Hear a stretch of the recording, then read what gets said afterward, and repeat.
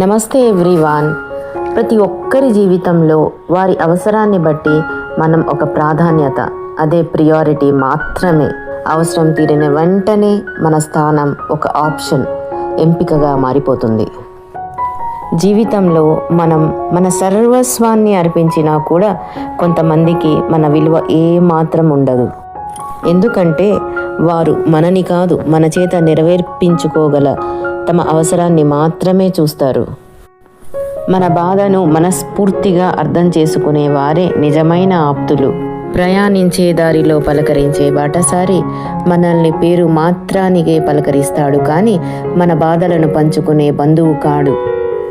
నిజమైన ఆప్తుడు నీ బాధలను ఓర్పుగా వినగలిగే, నిన్ను లోపల నుంచి ఆదరించగలవాడు చివరికి భగవంతుడు మాత్రమే.